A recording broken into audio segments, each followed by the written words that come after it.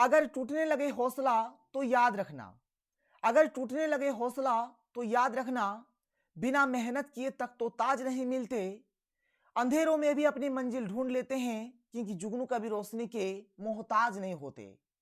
Hello बच्चों, don't fear, दिया sir is here. आप सभी का सुपर कंसेप्ट क्लासेस में स्वागत है। आज की इस वीडियो में आप लोगों को क्लास 12 हिंदी इलेक्टिव का अंतराल बुक का कंप्लीट एमसीक्यू क्वेश्चंस कराने वाला हूं। और यहां पर मैं आपको जो एमसीक्यू क्वेश्चंस कराऊंगा, अगर आप लोग हर एक क्वेश्चंस को कर लेते हैं तो इससे बाहर आप लोगों का कुछ भी नहीं जाएगा। और हर एक चीज को यहां पर मैं आप लोगों को चैप्टर बाय चैप्टर सब कुछ करा दूंगा। आगे हमारा और भी वीडियो आने वाला है, इसलिए अगर आप लोग हमारे चैनल पर पहली बार आए हैं तो चैनल को सब्सक्राइब कर लीजिए। और अगर आप लोग अभी तक व्हाट्सएप ग्रुप पर और टेलीग्राम ग्रुप में नहीं जुड़े हैं तो डिस्क्रिप्शन बॉक्स में आप लोगों को लिंक दिया गया है, जितना जल्दी हो सके आप लोग जुड़ जाइए। तो चलिए शुरू करते हैं और एक एक करके हर एक क्वेश्चन को देख लेते हैं। तो देखिए हमारे पास जो सबसे पहला जो चैप्टर है जिसका नाम है सूरदास की झोपड़ी। और ये जो सूरदास की झोपड़ी ये जो चैप्टर है इसके लेखक का नाम है प्रेमचंद। और इसके हर एक क्वेश्चन को यहाँ पर हम लोग करने वाले हैं। और ये जो हमारा अंतराल बुक है इसका मैंने आप लोगों को सब्जेक्टिव भी करा दिया है। अगर आपने सब्जेक्टिव वाला वीडियो नहीं देखा है तो सब्जेक्टिव वाला वीडियो जितना जल्दी हो सके आप लोग देख लीजिए। हमारे पास जो पहला क्वेश्चन है क्या है कि सूरदास की झोपड़ी पाठ के लेखक कौन है? तो लेखक है प्रेमचंद। कौन है? प्रेमचंद। इसके लेखक का नाम है प्रेमचंद। अगला क्वेश्चन देखिए क्या है, क्वेश्चन नंबर 2। जगधर को स्वयं पर सूरदास की झोपड़ी जलाने का संशय कब होता है? तो इसका आंसर हो जाएगा जब वह नायक राम की बात सुनता है तब। ठीक है, जब वह नायक राम का बात सुनता है तब। क्वेश्चन नंबर 3 क्या देखिए कि भैरव और सुभागी का सूरदास से क्या संबंध था? तो ये दोनों ये सब क्या थे? भैरव, सुभागी, सूरदास ये पड़ोसी थे, पड़ोसी का संबंध था। और भैरव की पत्नी का नाम था सुभागी। भैरव के पत्नी का नाम क्या था? सुभागी। भैरव एक महा हरामी आदमी था जो सुभागी को हमेशा मारते पीटते रहता था। तो यहां पर क्वेश्चन नंबर 3 का राइट आंसर हो जाएगा किसका संबंध है? पड़ोसी का। और भैरव की पत्नी का नाम है सुभागी। आगे चलिए अगला क्वेश्चन देख लीजिए। यहां पर क्वेश्चन में भी दिया है कि भैरव की पत्नी का नाम क्या था? तो भैरव की पत्नी का नाम था सुभागी। आप क्या बोलोगे? सुभागी बोलोगे। आगे चलते हैं, अगला क्वेश्चन देख लेते हैं, क्वेश्चन नंबर 5। क्वेश्चन नंबर 5 है कि सूरदास को किसके जल जाने का ज्यादा दुख था? तो पोटली के जल जाने का ज्यादा दुख था। लेकिन पोटली एक्चुअल में जला नहीं था और पोटली में लगभग 500 रुपये से अधिक पैसे थे जो भैरव चुरा लिए थे, भैरव लेके भाग गए थे। और सूरदास को सबसे ज्यादा जो दुख था किस चीज का था? तो पोटली का सबसे ज्यादा दुख था। आगे चलिए अगला क्वेश्चन देखिए। अगला क्वेश्चन हमारे पास क्या है? Question number 6। क्वेश्चन नंबर 6 हमारे पास क्या है कि मिठुआ और सूरदास के बीच कौन सा रिश्ता था? तो मिठुआ सूरदास क्या था? सूरदास के बेटे का नाम था मिठुआ। सूरदास का बेटा कौन था? मिठुआ था। तो ये बाप बेटे का रिश्ता था। किसका रिश्ता था? बाप बेटे का रिश्ता हो जाएगा। क्वेश्चन नंबर 7 क्या है देख लीजिए। भैरव को सूरदास के प्रति उकसाने का कार्य किसने किया? तो उकसाने का काम यानी कि आग में घी डालने का जो काम है किसने किया था?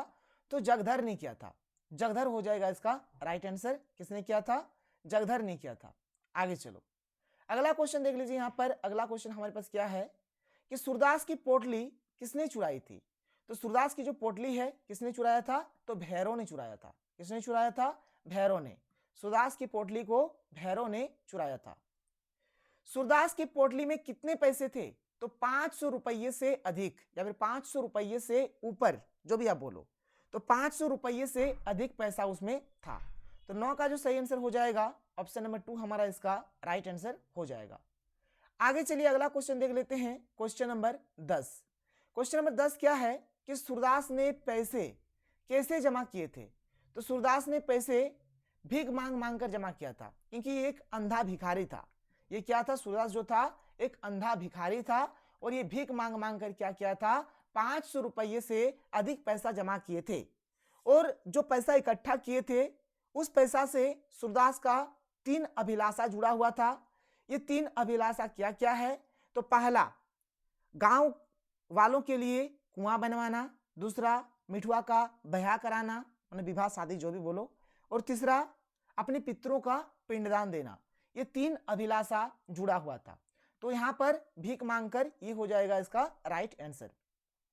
आगे चलिए अगला क्वेश्चन देखिए क्या है कि जगधर कैसा व्यक्ति था? तो जगधर एक लालची व्यक्ति था। ठीक है, जगधर भी क्या था, एक लालची व्यक्ति था। क्वेश्चन नंबर 12 देख लीजिए क्या है कि सूरदास की झोपड़ी किस विधा में लिखा गया है। तो सूरदास की झोपड़ी है ये उपन्यास विधा में लिखा गया है। उपन्यास हो जाएगा इसका हमारा राइट आंसर। सूरदास की जो झोपड़ी है ना, ये प्रेमचंद के रंगभूमि उपन्यास का अंश है। कहां से लिया गया है, किस उपन्यास से लिया गया है, तो याद रखिएगा रंगभूमि। और ये सब क्वेश्चंस एग्जाम में अक्सर पूछा जाता है, तो इसको कहां से लिया गया है, रंगभूमि उपन्यास से लिया गया है। आगे चलिए अगला क्वेश्चन देख लीजिए क्या है कि सूरदास की झोपड़ी पाठ में सूरदास कौन है। तो सूरदास एक अंधा भिखारी है, तो भिखारी हो जाएगा इसका हमारा राइट आंसर। आगे चलिए अगला क्वेश्चन देखिए। अगला क्वेश्चन हमारे पास क्या है, अगला क्वेश्चन है तो हम 100 लाख बार बनाएंगे कथन से सूरदास के चरित्र की कौन सी विशेषता उभर कर सामने आती है। मिठुआ अपने पिताजी सूरदास को बोलते हैं कि हमारा झोपड़ी अगर कोई एक बार जला देगा तो क्या करेंगे। तो सूरदास बोलता है कि एक बार बना लेंगे। फिर मिठुआ बोलता है अगर 2 बार जला देगा तो सूरदास बोलता है 2 बार बना लेंगे। इसी प्रकार से बोलता है मिठुआ कि अगर कोई हमारे झोपड़ी को 100 लाख बार अगर जला देगा तो सूरदास बोलता है कि हम लोग 100 लाख बार बना लेंगे।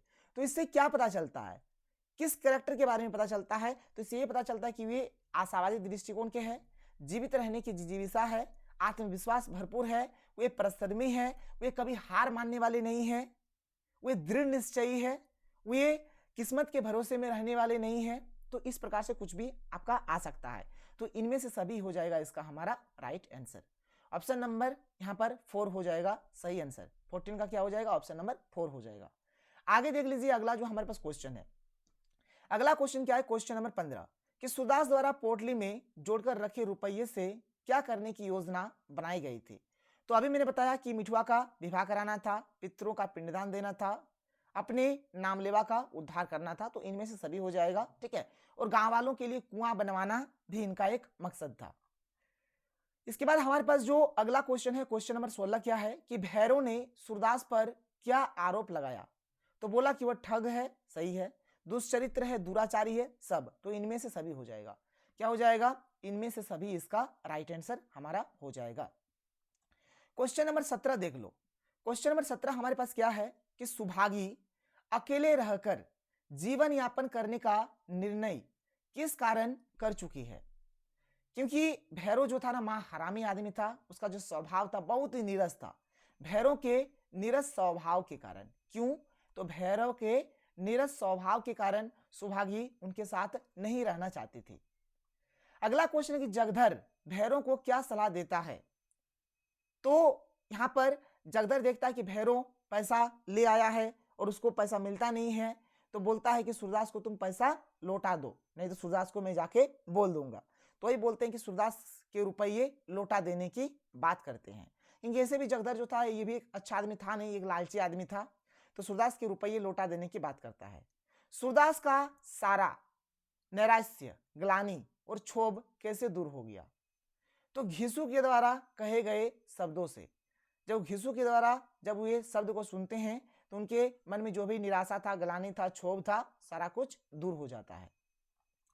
क्वेश्चन नंबर 20 देखो क्या है। क्वेश्चन नंबर 20 कि सूरदास में आशा का संचार होने पर वो अपनी प्रतिक्रिया कैसे अभिव्यक्त करता है। तो दोनों हाथों से राख को उड़ाकर, और बोलते भी है कि ये कोई फूस की राख न थी, ये मेरे अभिलाषाओं की राख थी। तो 20 का राइट आंसर हो जाएगा ऑप्शन नंबर 3।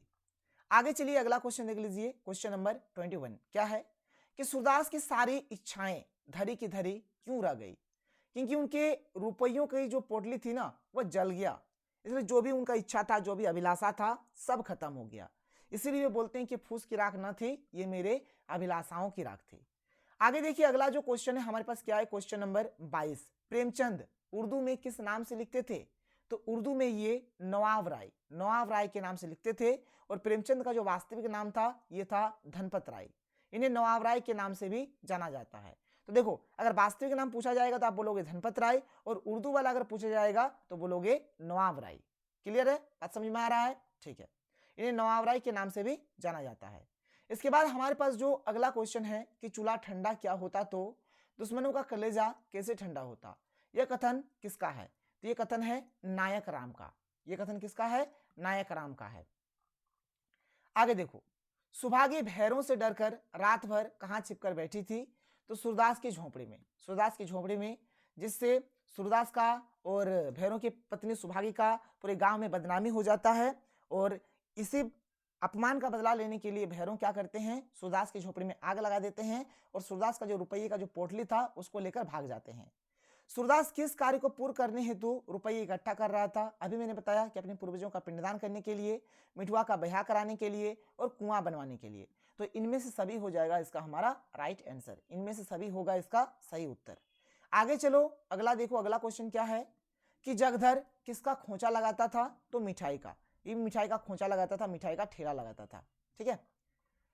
क्वेश्चन नंबर 27 हमारे पास क्या है, आप देख सकते हैं कि सुभागी सूरदास की झोपड़ी में क्यों छिपी? तो सुभागी जो है सूरदास की झोपड़ी में अपने पति भैरों के मार से बचने के लिए छिपते हैं। तो इसका ऑप्शन नंबर 2 सही हो जाएगा, अपने पति की मार से बचने के लिए। अपने पति की मार से बचने के लिए ये झोपड़ी में छिपते हैं। इसके बाद अगला जो क्वेश्चन है क्या है कि प्रेमचंद का वास्तविक नाम क्या था? तो इनका वास्तविक नाम था धनपत राय और ये उर्दू से लिखते थे नवाब राय के नाम से। ठीक है। 28 का सही उत्तर क्या हो जाएगा? ऑप्शन नंबर 2 हो जाएगा, धनपत राय इसका राइट आंसर हो जाएगा। आगे देखो, अगला क्वेश्चन हमारे पास क्या है कि भैरों को सूरदास के खिलाफ उकसाने और भड़काने में किसकी भूमिका थी? अभी मैंने बताया किसका था, तो जगधर का था। तो जगधर हो जाएगा इसका राइट आंसर। आगे चलो, क्वेश्चन नंबर 30 देख लो। क्वेश्चन नंबर 30 क्या है कि भैरों ने सूरदास की झोपड़ी में आग क्यों लगाई? तो जगधर द्वारा उकसाने और भड़काने के कारण, सही बात है। सुभागी और सूरदास के बीच अवैध संबंध के शक में, ये भी सही है। सुभागी को मारने से रोकने के कारण, ये भी सही है। तो इनमें से सभी हो जाएगा इसका राइट आंसर। सबसे पहला बात तो जगधर उसको बहुत ज्यादा उकसा दिया था, भड़का दिया था। सुभागी और सूरदास के बीच उनको लग रहा था कि कोई इन लोगों के बीच कोई अवैध संबंध चल रहा है, एक शक था। और जब सुभागी को भैरव मारने के लिए आ रहे थे तो सूरदास मारने भी नहीं दिए थे, इस कारण भी। तो इनमें से सभी हो जाएगा इसका हमारा सही आंसर। आगे चलो, अगला क्वेश्चन देख लो क्या है। क्वेश्चन नंबर 31 हमारे पास क्या है कि सूरदास को किस बात का दुख था? तो रुपयों की पोटली खो जाने का दुख था, अभी मैंने बताया। और इस पोटली में 500 रुपये से अधिक पैसे थे, 500 रुपये से अधिक पैसे उसमें थे। सुभागी किसकी पत्नी थी? अभी मैंने बताया भैरों की। भैरों की पत्नी का नाम क्या है? सुभागी। तुम खेल में रोते हो, यह कथन, यह किसका कथन है? तो यह कथन है घिसू का। मिठुआ के मित्र घिसू ने मिठुआ से कहा कि तुम खेल में रोते हो। फिर सूरदास भी सोचते हैं कि हाँ, मिठुआ को समझाते हैं कि हाँ, खेल में रोना नहीं चाहिए, खेल हंसने के लिए है, तो उसमें रोना नहीं चाहिए। सूरदास किस अंग से दिव्यांग थे? तो ये दृष्टिहीन थे, मतलब ये अंधा थे, मतलब आंख से ये दिव्यांग थे, अंधा थे। सूरदास से संबंधित कौन सा कथन सही है? तो सूरदास से संबंधित जो होगा यहाँ पर कि सूरदास ने प्रतिशोध लेने का प्रण लिया, नहीं भाई, ये कभी भी बदला लेने का नहीं सोचते थे। सूरदास एक बेबस एवं लाचार व्यक्ति था, नहीं, ये बेबस भी नहीं था, लाचार भी नहीं था।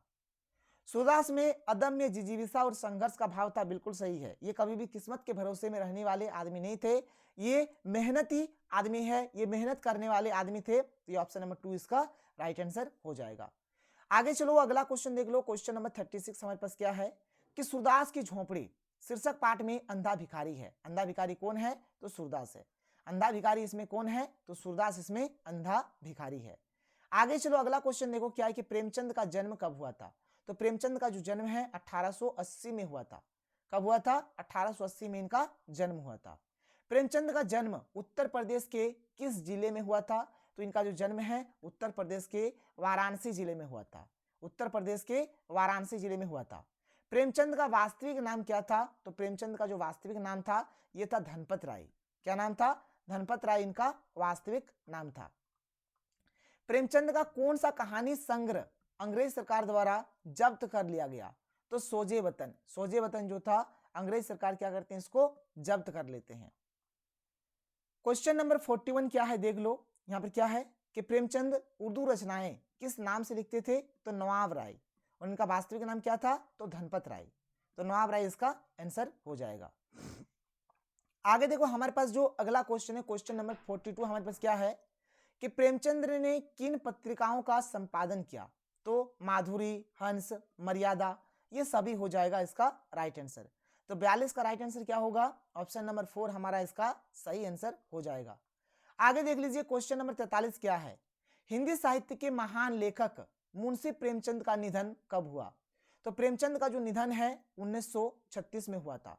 इनका निधन कब हुआ है? 1936 में इनका निधन हुआ है। सूरदास की झोपड़ी पाठ के लेखक कौन है? तो ये तो सिंपल क्वेश्चन है भाई, शुरू से पढ़ रहे हैं। प्रेमचंद इसका राइट आंसर हो जाएगा। प्रेमचंद इसके लेखक का नाम है। प्रेमचंद के किस उपन्यास का अंश सूरदास की झोपड़ी है? अभी मैंने बताया रंगभूमि। रंगभूमि उपन्यास का ये अंश है। रंगभूमि इसका सही आंसर हो जाएगा। सूरदास की झोपड़ी पाठ में मुख्य नायक कौन है? तो इसमें जो मेन कैरेक्टर है वो कौन है? सूरदास। सूरदास की झोपड़ी पाठ में मेन कैरेक्टर कौन है? तो सूरदास है। क्वेश्चन नंबर 47 क्या है कि सुभागी कौन थी? तो भैरों की धर्म पत्नी, यानी कि भैरों की पत्नी का नाम क्या है? सुभागी। क्वेश्चन नंबर 48 क्या है कि सूरदास झोपड़ी में पोटली कहां पर छिपा कर रखता था? तो बडेर में। बडेर माने होता है छप्पर, यानी कि छप्पर में छिपा कर रखते थे, बडेर में छिपा कर रखते थे। क्वेश्चन नंबर 49 क्या है देख लो कि सूरदास का किसमें विश्वास था? तो इनका विश्वास था पुनर्निर्माण में, कि कोई नहीं, यहां पर झोपड़ी मेरा जल गया है, इसे मैं दोबारा से बना लूंगा, यानी पुनर्निर्माण में इनका विश्वास था। जगदर किससे ईर्ष्या करता था? तो भैरों से। कब ईर्ष्या करने लगा? तो भैरों को जब सूरदास का 500 रुपये से भी अधिक रुपये का जो पोटली मिला, उसके बाद से जगदर जो है भैरों से ईर्ष्या करने लगा, उनसे जलने लगा। इसके बाद देखो हमारा अगला यहाँ पर चैप्टर स्टार्ट हो जाता है, जिसका नाम है बिस्कोहर की माटी। इसके लेखक का नाम है विश्वनाथ त्रिपाठी। इनका जो जन्म है 16 फरवरी सन 1931 में बिस्कोहर गांव में हुआ था। जिला अगर बोला जाएगा तो बस्ती, उत्तर प्रदेश। बिस्कोहर की माटी विश्वनाथ त्रिपाठी द्वारा रचित उनकी आत्मकथा का एक अंश है। इनका जो आत्मकथा है ना, इनकी आत्मकथा का एक अंश है बिस्कोहर की माटी। इनके आत्मकथा का नाम क्या था भाई? देख लो, इनके आत्मकथा का नाम है नंगा तलाई का गांव। ये सब ऑब्जेक्टिव में पूछा जा सकता है। विश्वनाथ त्रिपाठी के यहाँ पर जो आत्मकथा का नाम है क्या है? नंगतलाई का गांव। इसमें लेखक ने अपने गांव, वहां के जीवन और आसपास के प्राकृतिक परिवेश का वर्णन किया है। मैंने अपने गांव वगैरह के बारे में, अगल बगल जो भी परिवेश है, इसके बारे में बताया है। बिस्कोहर में देख लो किस किस प्रकार का सांप है। होढ़ा है, मजगिदुआ है, ये सब विषहीन सांप है। धामिन सांप ये भी विषहीन है। गौहन सांप जो कि जहरीला है। घेरकडाइव भतिहा जो कि जहरीला है। तो इन सांपों का वर्णन इसमें किया गया है। तो चलो देखो, पहला क्वेश्चन ही हमारे पास क्या है कि यह पाठ किस विधा में लिखा गया है? तो ये जो पाठ है आत्मकथा है। अभी मैंने आप लोगों को बताया ये क्या है? आत्मकथा है। इसके बाद क्या है कि बिस्कोहर की माटी पाठ के रचनाकार है। किसने लिखा है? तो विश्वनाथ त्रिपाठी ने लिखा है। किसने लिखा है भाई? तो विश्वनाथ त्रिपाठी ने लिखा है। कोइया किसे कहते हैं? कोइया को कुमुद या फिर कोकाबेली के नाम से भी जाना जाता है। मैंने आपको इसे सब्जेक्टिव में भी पढ़ाया है, आपने अगर नहीं देखा है सब्जेक्टिव वाला वीडियो तो उसको देख लीजिए, ठीक है। तो इसको कुमुद या फिर कोकाबेली भी बोला जाता है। आगे चलिए, अगला क्वेश्चन देखिए, इसमें लिखा भी है कोइया को कुमुद तथा कोकाबेली भी कहते हैं। बिस्कोहर की माटी में लेखक ने किस अत्याचार की बात कही है? तो इसमें दो अत्याचार का बात हुआ है। लेखक का जब छोटा भाई का जन्म होता है तो उनका माँ का दूध पीना छूट जाता है और उनका जो पालन पोषण है एक दाई के द्वारा होता है। तो यही अत्याचार के बारे में इस चैप्टर में बताया गया है। तो माँ के दूध पर छोटे भाई का कब्जा हो जाना, तो इस अत्याचार के बारे में इसमें चर्चा हुआ है। क्वेश्चन नंबर 5 क्या है देख लीजिए। बतिया, कथरी और बरहा का क्या अर्थ है? तो इसका अर्थ हो जाएगा फल का अविकसित रूप, बिछोना, खेतों की सिंचाई के लिए बनाई गई नाली। ऑप्शन नंबर 4 यहां पर हमारा बिल्कुल राइट आंसर हो जाएगा। आगे चलिए, अगला क्वेश्चन देख लीजिए क्या है कि अपने बच्चे के प्रति मां के ममत्व को लेखक कब समझ पाया? तो बत्तखों को अपने अंडे सेते हुए देखकर। और यहां पर इस चैप्टर में मां का और बत्तख का तुलना किया गया है। तो 6 का जो हमारा राइट आंसर हो जाएगा ऑप्शन नंबर 2 यहां पर इसका सही आंसर हो जाएगा। आगे चलो, अगला क्वेश्चन देख लो। अगला क्वेश्चन हमारे पास क्या है कि बिस्कोहर में लेखक को खेतों, खलिहानों तथा तालाब आदि स्थानों पर किसके दर्शन हो जाते हैं? तो सांप के दर्शन हो जाते हैं। उनको सांप जहां तहां देखने को मिल जाता है। सांप हो जाएगा इसका राइट आंसर। लेखक की मां लू से उसे बचाने के लिए क्या करती थी? तो उसके कपड़ों में प्याज बांध देती थी। ये सब मैंने आपको सब्जेक्टिव में पढ़ा दिया है। अगर आप लोगों ने सब्जेक्टिव वाला देखा है ना तो ऑब्जेक्टिव आपका ऑटोमेटिक हो जाएगा। वर्षा ऋतु में आई आंधी, वर्षा और बाढ़ का क्या प्रभाव पड़ता था? तो तो छप्पर दीवार तथा घर नष्ट हो जाते थे, सही बात है। सोच जाने की समस्या खड़ी हो जाती थी, सही है। भीगी लकड़ी से चूल्हा जलाना कठिन हो जाता था, ये सही है। भाई जो चीज होता है ना पानी वर्षा ऋतु में, बरसात के दिन में, तो ये सब चीज आपको लिखना है। तो इनमें से सभी इसका सही आंसर हो जाएगा। क्या हो जाएगा? इनमें से सभी इसका राइट आंसर होगा। आगे चलिए, अगला क्वेश्चन क्या है देख लीजिए। अगला क्वेश्चन है कि धान की फसल से धरती किस ऋतु में फट जाती थी? तो शरद ऋतु में फट जाती थी, शरद ऋतु हो जाएगा। और ये एक बहुत ही अच्छा वाला क्वेश्चन है, तो शरद ऋतु हो जाएगा इसका सही आंसर। आगे चलो, अगला क्वेश्चन देखो क्या है, क्वेश्चन नंबर 11 कि लेखक ने अपनी माँ की तुलना किससे की है? तो लेखक ने अपनी माँ की जो तुलना है किससे क्या है? तो बतख से क्या है? किससे क्या है? बतख से क्या है? बतख, आप लोग यहाँ पर इसका आंसर बोलेंगे, बतख हो जाएगा इसका राइट आंसर। आगे चलिए, अगला क्वेश्चन क्या है कि ग्रामीण जीवन की कौन सी बातें आज के जीवन में प्रेरक और शिक्षाप्रद हो सकती है? तो पर्यावरण को संरक्षित रखना, सही बात है। बुजुर्गों की देखभाल करना तथा उन्हें सम्मान देना, सही है। माताओं द्वारा बच्चों को अपना दूध पिलाना, सही है। इनमें से सभी हो जाएगा इसका राइट आंसर। इनमें से सभी के ऊपर आप लोग टिक करेंगे। आगे चलिए, अगला क्वेश्चन देखते हैं क्या है कि वर्षा होने के बाद वातावरण में क्या परिवर्तन आता है? तो पशु पक्षी झूमने लगते हैं, सही बात है। दुब और अन्य वनस्पतियों को नवजीवन मिल जाता है, सही है। पेड़ पौधों की सुंदरता देखते ही बनती है, सही है। इनमें से सभी हो जाएगा इसमें भी। जहां पर भी इनमें से सभी आपको दिखे ना, इनमें से सभी 99% चांस होता है कि वह आंसर हमारा सही होगा। इसके बाद अगला क्वेश्चन है कि लेखक को आत्मिक सुख की प्राप्ति कैसे होती है? तो तालाब के जल में स्नान करके, तालाब के जल में स्नान करके उनको आत्मिक सुख की प्राप्ति होती है। आगे देखिए, हमारे पास जो अगला क्वेश्चन है, क्वेश्चन नंबर 15 क्या है कि लेखक ने अपने से 10 वर्ष की बड़ी औरत की सुंदरता की तुलना के लिए किसका चयन किया है? तो जूही और चांदनी का। किसका? यहाँ पर क्या है? जूही और चांदनी से इसका कंपेयर किया है। क्वेश्चन नंबर 16 है कि गांव में लू से बचने के लिए क्या उपाय किए जाते थे? तो कपड़ों में प्याज की गांठ बांधना, सही है। कच्चे आम को पकाकर आम रस बनाकर पीना, सही है। यानी ऑप्शन नंबर 3 सही हो जाएगा। 1 और 2 दोनों, 1 और 2 दोनों इसका हमारा राइट आंसर हो जाएगा। आगे देख लीजिए, अगला क्वेश्चन, क्वेश्चन नंबर 17 हमारे पास क्या है कि भोजपत्रों पर भोज करने की किसकी परंपरा है? तो हिंदू परिवारों की। क्या हो जाएगा? हिंदू परिवारों की ये परंपरा है, हिंदू परिवार हो जाएगा। आत्मकथा नंगा तलाई का गांव का नायक कौन है? तो विश्वनाथ। कौन है? विश्वनाथ है। और विश्वनाथ के ऊपर अत्याचार हो जाता है, जो मैंने आप लोगों को अभी बताया। लेखक ने मां की तुलना बतख से क्यों की है? क्यों किया है? क्योंकि बतख जो होता है ये भी बच्चों के प्रति सतर्क रहते हैं और मां भी बच्चों के प्रति सतर्क रहते हैं, इसीलिए 19 का राइट आंसर क्या हो जाएगा? ऑप्शन नंबर 4 हमारा इसका सही आंसर हो जाएगा। आगे चलिए, इसके बाद हमारा अगला चैप्टर स्टार्ट हो जाता है जिसका नाम है अपना मालवा खाऊ उजाड़ू सभ्यता में। इसके लेखक का नाम है प्रभास जोशी। प्रभास जोशी का जो जन्म है इंदौर, जो कि मध्य प्रदेश में पड़ता है, तो मध्य प्रदेश के इंदौर में हुआ था और इनका जन्म 1937 में हुआ था, याद रखेंगे। इनका जन्म कब हुआ था? 1937 में। सबसे पहला जो हमारे पास क्वेश्चन है क्या है देख लीजिए कि अपना मलवा पाठ के लेखक का चुनाव कीजिए। तो इनके लेखक का नाम है प्रभास जोशी। इनके लेखक का नाम क्या है? प्रभास जोशी इनके लेखक का नाम है। प्रभास जोशी का जन्म दिए गए विकल्पों में से चयन करें। तो इनका जो जन्म है 1937 में हुआ था। इनका जन्म कब हुआ है? 1937 में इनका जन्म हुआ है। लेखक का जन्म कहां हुआ? दिए गए उचित विकल्पों का चयन करें। तो इंदौर, मध्य प्रदेश।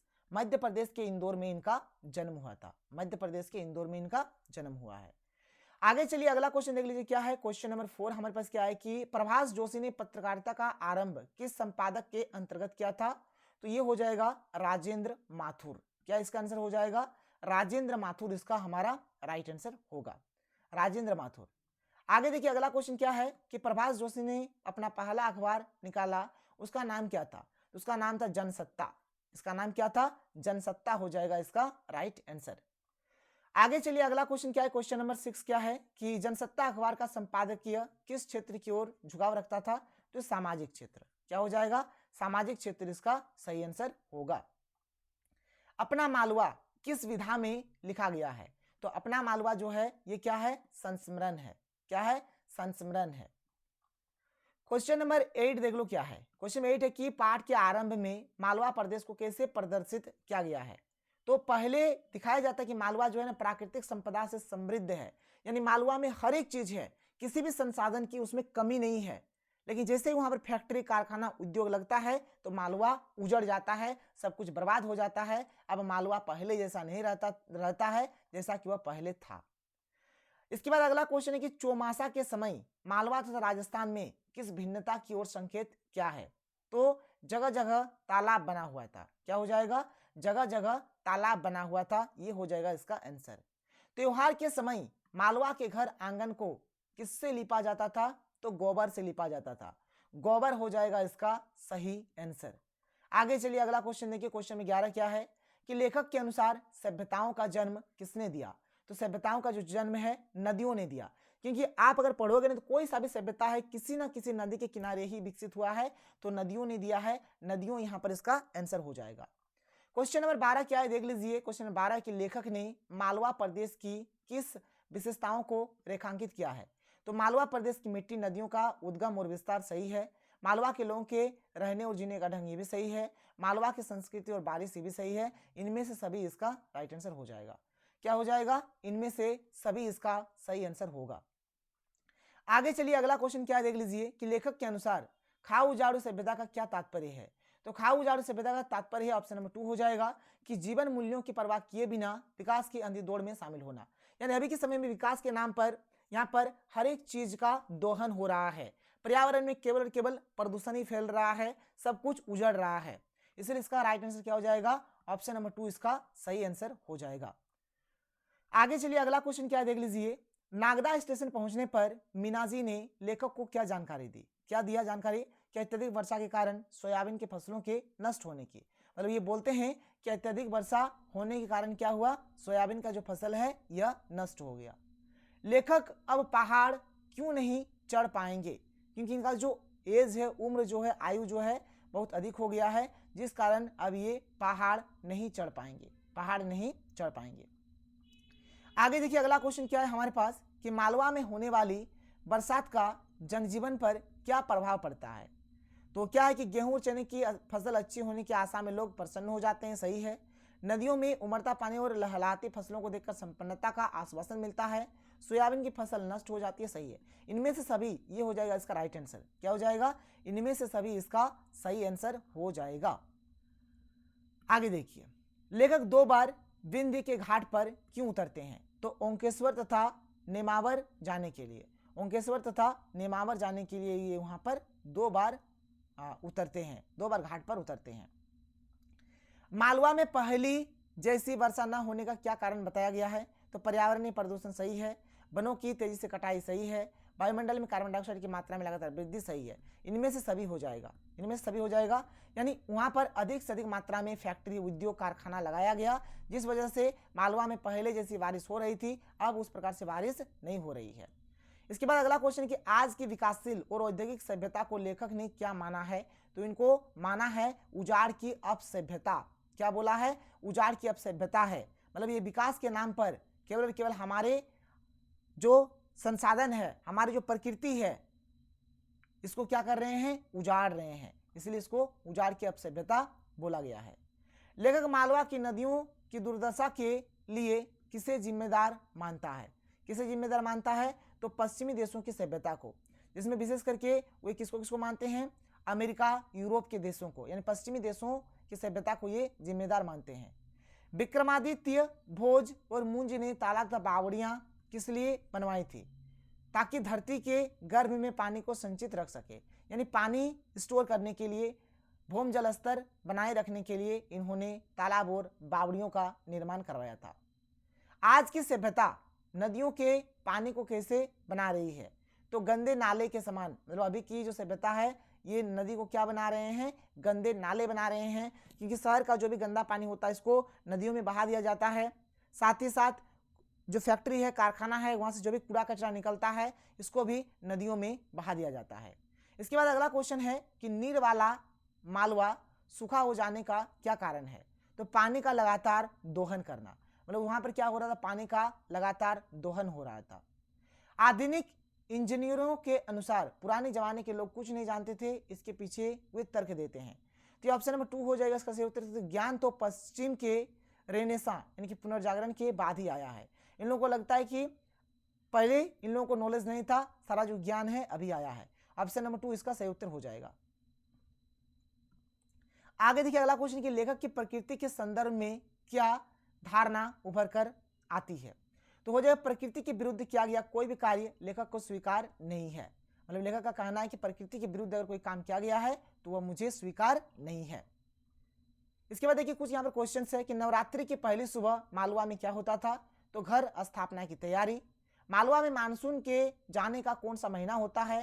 तो कक्कार का महीना हो जाएगा। बीते महीने उज्जैन में किसका पानी घरों में घुस गया था। तो शिप्रा नदी का पानी घुस गया था। इस बारी भी मालवा में कितनी वर्षा हुई। तो 40 इंच हुआ। आज का मालवा कैसा है। आज का मालवा सूखा है। मालवा में किस वर्ष अतिवृष्टि हुई और कितनी। तो 1973 में हुआ था, 77 इंच हुआ था। लेखक के अनुसार हमारी वर्तमान सभ्यता जिसे हम विकास की औद्योगिक सभ्यता कहते हैं वह वास्तव में क्या है। तो वास्तव में खाऊ झाड़ू की अब सभ्यता है। कार्बन डाइऑक्साइड जैसी गैसें धरती के तापमान को कितना बढ़ा देती है। तो 3 डिग्री सेल्सियस तक बढ़ा देती है। 3 डिग्री सेल्सियस इसका राइट आंसर हो जाएगा। कितनी बारिश होने पर राज्य में सूखा घोषित किया जाता है। तो इसका आंसर हो जाएगा 28 इंच से कम। 28 इंच से कम अगर वर्षा होती है तो राज्य में सूखा घोषित किया जाता है। तो देखो यहाँ पर हमारा जो अंतराल बुक है, अंतराल बुक खत्म हो जाता है और बहुत ही जल्द मैं आप लोगों को और 2 ऑब्जेक्टिव का वीडियो दूंगा। एक हमारा अंतरा का जो कविता वाला पोर्शन रहेगा और एक हमारा कहानी वाला पोर्शन रहेगा। आप लोग देख लीजिए, अच्छे तरीके से तैयारी करिए, एग्जाम देने चले जाइए, आप लोगों का बेड़ा पार हो जाएगा। आगे आप लोगों को बहुत ही जल्द वीडियो मिलने वाला है और नीचे डिस्क्रिप्शन बॉक्स में व्हाट्सएप का, टेलीग्राम का जो लिंक दिया गया है उसमें आप लोग जुड़ जाइए। तो चलिए हम लोग मिलते हैं अगले वीडियो में। Thank you. जय हिंद।